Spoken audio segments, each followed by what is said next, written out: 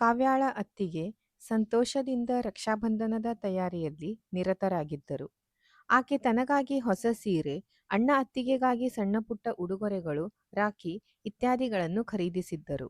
ಅತ್ತಿಗೆಯ ಸಂತೋಷವನ್ನು ನೋಡಿದ ಕಾವ್ಯ ಈ ಬಾರಿ ಅಣ್ಣ ಅತ್ತಿಗೆ ರಕ್ಷಾಬಂಧನಕ್ಕೆ ಮನೆಗೆ ಬರಲು ಆಹ್ವಾನಿಸಲೇ ಇಲ್ಲ ಎಂದು ಮನಸ್ಸಿನಲ್ಲಿಯೇ ಅಂದುಕೊಂಡಳು.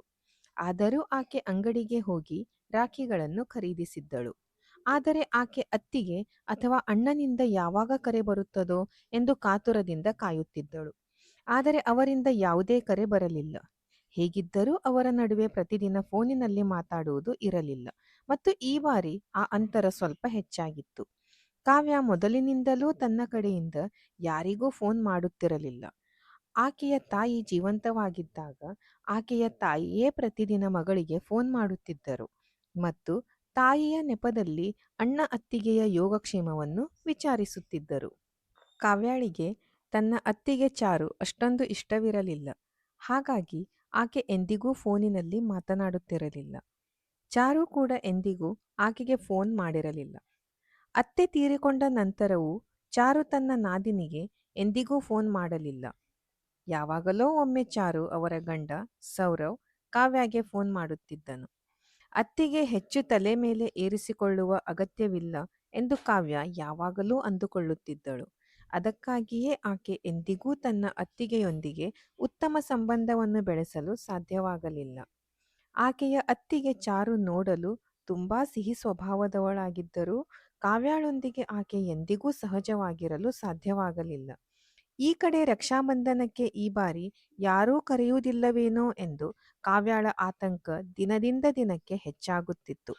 ಮತ್ತೊಂದೆಡೆ ರಕ್ಷಾಬಂಧನದ ಹಬ್ಬ ಹತ್ತಿರವಾಗುತ್ತಿದ್ದಂತೆ ಕಾವ್ಯಾಳ ಅತ್ತಿಗೆ ಚಾರು ಅವರ ಆತಂಕ ಹೆಚ್ಚಾಗುತ್ತಿತ್ತು. ಪ್ರತಿ ವರ್ಷ ಆಕೆಯ ನಾದಿನಿ ಮನೆಗೆ ಬಂದಾಗ ಮನೆಯಲ್ಲಿ ಜಗಳವಾಗುತ್ತಿತ್ತು.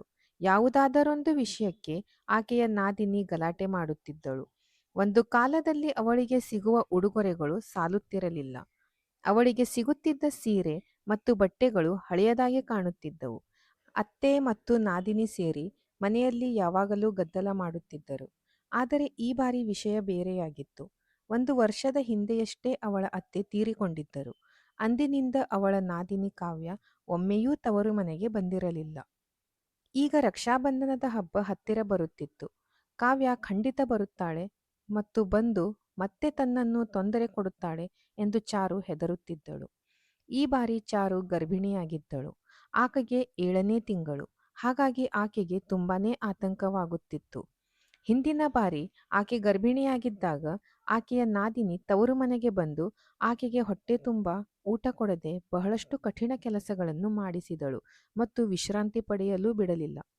ಅದರಿಂದ ಆಕೆ ತನ್ನ ಹುಟ್ಟುವ ಮಗುವನ್ನೇ ಕಳೆದುಕೊಂಡಳು. ಈ ಬಾರಿ ಅವಳು ಹಾಗಾಗಲು ಬಿಡಲು ಬಯಸುತ್ತಿರಲಿಲ್ಲ. ತಾಯಿಯ ಮರಣದ ನಂತರ ಕಾವ್ಯ ತನ್ನ ಸಹೋದರ ಸೌರವ್ನೊಂದಿಗೆ ಮಾತ್ರ ಸ್ವಲ್ಪ ಮಾತನಾಡುತ್ತಿದ್ದಳು. ಅವಳು ಚಾರು ಜೊತೆ ಎಂದಿಗೂ ಮಾತನಾಡುತ್ತಿರಲಿಲ್ಲ. ಆದರೆ ಈ ಬಾರಿ ರಕ್ಷಾಬಂಧನಕ್ಕೆ ಸೌರವ್ ಅಥವಾ ಚಾರು ಕಾವ್ಯಾಗೆ ಫೋನ್ ಮಾಡಿ ಮನೆಗೆ ಬರಲು ಹೇಳದಿದ್ದಾಗ ಕಾವ್ಯಾಗೆ ಸ್ವಲ್ಪ ಆಘಾತವಾಯಿತು. ಅವಳು ತನ್ನ ಅತ್ತಿಗೆಗೆ ಫೋನ್ ಮಾಡಿ, ಏನು ಸಮಾಚಾರ ಅತ್ತಿಗೆ, ಅಮ್ಮ ಈ ಜಗತ್ತಿನಲ್ಲಿ ಇಲ್ಲವೆಂದು ನನ್ನನ್ನು ಮರೆತು ಬಿಟ್ಟಿದ್ದೀರಾ? ರಕ್ಷಾಬಂಧನಕ್ಕೆ ನೀವು ನನ್ನನ್ನು ತವರು ಮನೆಗೆ ಬರಲು ಹೇಳುವುದಿಲ್ಲವೇ ಎಂದು ಹೇಳಿದಳು. ಆಗ ಚಾರು ಧೈರ್ಯ ತಂದುಕೊಂಡು, ಕಾವ್ಯ, ನೀವು ಈ ಬಾರಿ ರಕ್ಷಾಬಂಧನಕ್ಕೆ ತವರು ಮನೆಗೆ ಬರಬೇಡಿ. ನಾನು ಈಗ ಗರ್ಭಿಣಿಯಾಗಿದ್ದೇನೆ ಮತ್ತು ನಿಮ್ಮನ್ನು ನೋಡಿಕೊಳ್ಳುವ ಸ್ಥಿತಿಯಲ್ಲಿ ನಾನಿಲ್ಲ. ನಾನು ಸೌರವ್ಗೆ ಹೇಳುತ್ತೇನೆ, ಅವನು ನಿಮ್ಮ ಗಂಡನ ಮನೆಗೆ ರಾಖಿ ಕಟ್ಟಿಸಿಕೊಳ್ಳಲು ಬರುತ್ತಾನೆ ಎಂದು ಹೇಳಿದಳು. ಇಷ್ಟು ಹೇಳಿ ಚಾರು ಫೋನ್ ಕಟ್ ಮಾಡಿದಳು. ಅವಳ ಕೈಕಾಲುಗಳು ನಡುಗುತ್ತಿದ್ದವು.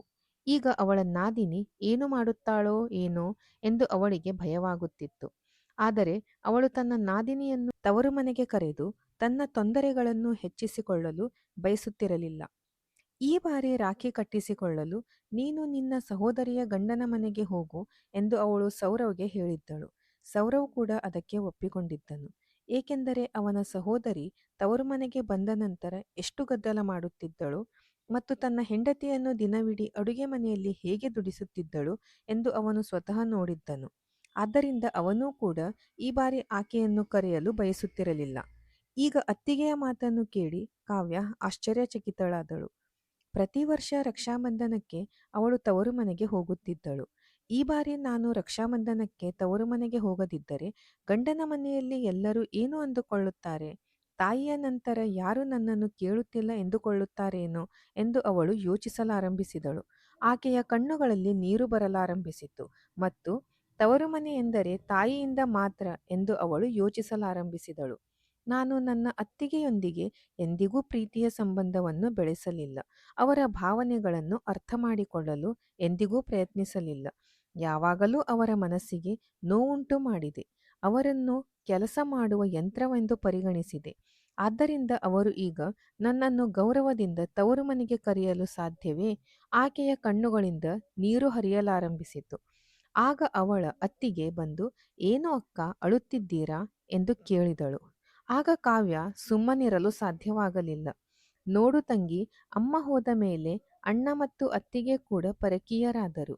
ಈ ಬಾರಿ ಅವರು ರಕ್ಷಾಬಂಧನಕ್ಕೆ ನನ್ನನ್ನು ತವರು ಮನೆಗೆ ಕರೆಯುತ್ತಿಲ್ಲ." ಆಗ ಅವಳ ಅತ್ತಿಗೆ ನಿಧಾನವಾಗಿ, "ಏಕೆ, ನಿಮ್ಮ ಅತ್ತಿಗೆ ನಿಮ್ಮನ್ನು ಇಷ್ಟಪಡುವುದಿಲ್ಲವೇ?" ಎಂದು ಕೇಳಿದಳು.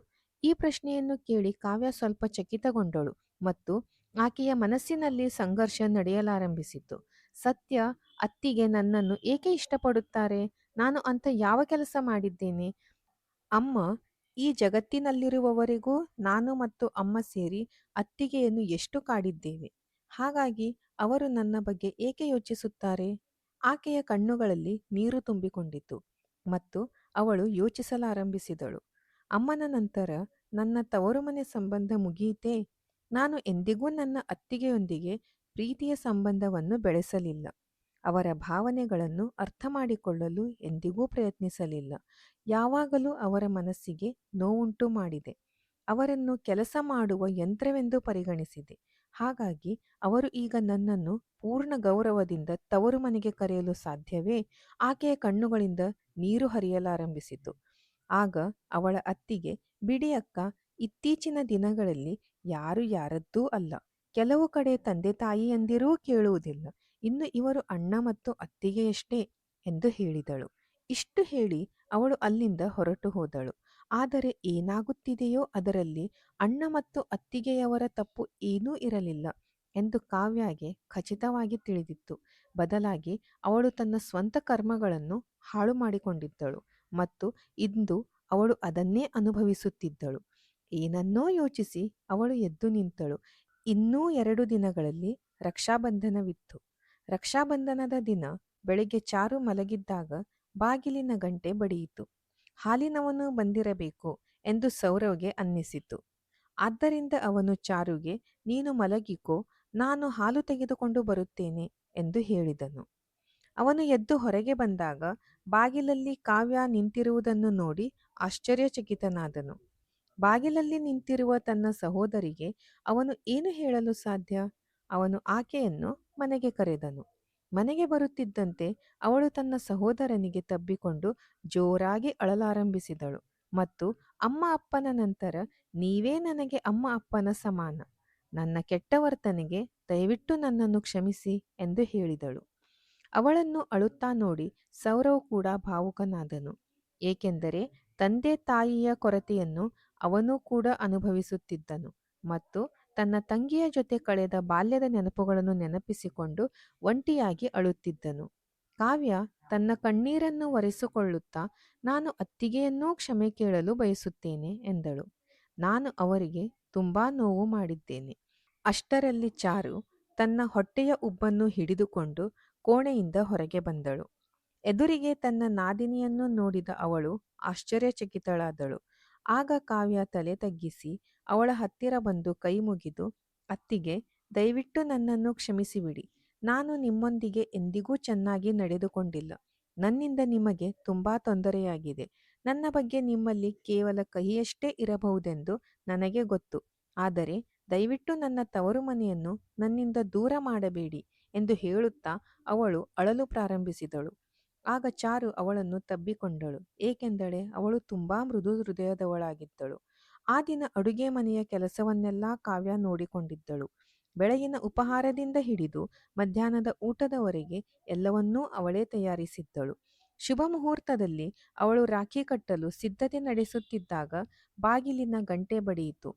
ಸೌರವ್ ಹೋಗಿ ಬಾಗಿಲು ತೆರೆದಾಗ ಚಾರು ಅವರ ಅಣ್ಣ ಮತ್ತು ಅತ್ತಿಗೆಯನ್ನು ನೋಡಿ ಆಶ್ಚರ್ಯಚಕಿತನಾದನು.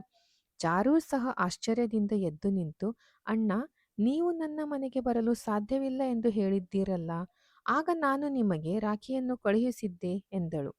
ಆಗ ಅವಳ ಸಹೋದರ ವಿಕಾಸ್ ನಗುತ್ತಾ, ನಿಮ್ಮ ನಾದಿನಿ ನನಗೆ ಫೋನ್ ಮಾಡಿ ಬರುವಂತೆ ಒತ್ತಾಯಿಸಿದಳು. ಇಂದು ರಕ್ಷಾಬಂಧನವನ್ನು ಅವಳು ಸ್ಮರಣೀಯವಾಗಿಸಲು ಬಯಸುತ್ತಾಳೆ ಮತ್ತು ನೀವು ಆಶ್ಚರ್ಯದಿಂದ ಸಂತೋಷ ಪಡುತ್ತೀರಿ ಎಂದು ಹೇಳಿದಳು. ಅದಕ್ಕಾಗಿಯೇ ನಾನು ಸಹ ಬಂದೆ ಎಂದನು. ಚಾರು ಅವರ ಮುಖದಲ್ಲಿನ ಸಂತೋಷವನ್ನು ನೋಡಿ ಕಾವ್ಯಾಗೂ ಸಂತೋಷವಾಯಿತು. ನಂತರ ಚಾರು ಮತ್ತು ಕಾವ್ಯ ತಮ್ಮ ತಮ್ಮ ಸಹೋದರರಿಗೆ ರಾಖಿ ಕಟ್ಟಿದರು ಮತ್ತು ಬಹಳ ಪ್ರೀತಿಯಿಂದ ರಕ್ಷಾಬಂಧನದ ಹಬ್ಬವನ್ನು ಆಚರಿಸಿದರು. ಆ ದಿನದ ನಂತರ ಕಾವ್ಯ ತಡವಾಗಿಯಾದರೂ ಅತ್ತಿಗೆಯೊಂದಿಗೆ ಪ್ರೀತಿಯ ಸಂಬಂಧದ ಮಹತ್ವವನ್ನು ಅರಿತುಕೊಂಡಳು ಮತ್ತು ಒಂದು ಸಮಯದ ನಂತರ ಅಣ್ಣ ಅತ್ತಿಗೆಯಿಂದಲೇ ತವರು ಮನೆ ಆಗುವುದು ಎಂದು ಭಾವಿಸಿದಳು. ಆದ್ದರಿಂದ ಈ ಅಮೂಲ್ಯ ಸಂಬಂಧಗಳಲ್ಲಿ ಉದ್ದೇಶಪೂರ್ವಕವಾಗಿ ಕಹಿಯನ್ನು ಬೆರೆಸಬಾರದು. ಸ್ನೇಹಿತರೆ, ಸಂಬಂಧಗಳಲ್ಲಿ ತಪ್ಪುಗಳಾಗುವುದು ಸಹಜ, ಆದರೆ ಶುದ್ಧ ಮನಸ್ಸಿನಿಂದ ಕೇಳಿದ ಕ್ಷಮೆಯು ಸಂಬಂಧಗಳನ್ನು ಮತ್ತೆ ಬೆಸೆಯಬಹುದು. ಕ್ಷಮೆಯಾಚನೆಯೊಂದಿಗೆ ಯಾರಾದರೂ ನಿಮ್ಮ ಮುಂದೆ ಬಂದಾಗ ಅವರನ್ನು ಸ್ವೀಕರಿಸಿ ದೊಡ್ಡ ಮನಸ್ಸು ಮಾಡುವುದೇ ಸಂಬಂಧಗಳ ಸೌಂದರ್ಯ. ಏಕೆಂದರೆ ಹಬ್ಬಗಳ ನಿಜವಾದ ಸಿಹಿ ಈ ಆತ್ಮೀಯತೆ ಮತ್ತು ಕ್ಷಮೆಯಲ್ಲಿ ಅಡಗಿದೆ. ಸ್ನೇಹಿತರೆ, ಕತೆ ಇಷ್ಟವಾದಲ್ಲಿ ಕಮೆಂಟ್ ಮಾಡಿ ತಿಳಿಸಿ ಮತ್ತು ಹೊಸ ಕತೆಗಳಿಗಾಗಿ ನಮ್ಮ ಚಾನಲನ್ನು ಸಬ್ಸ್ಕ್ರೈಬ್ ಮಾಡಿ. ನಾನು ಮತ್ತೊಂದು ಹೊಸ ಕಥೆಯೊಂದಿಗೆ ಮತ್ತೆ ಭೇಟಿಯಾಗುತ್ತೇನೆ. ಅಲ್ಲಿಯವರೆಗೆ ಧನ್ಯವಾದಗಳು.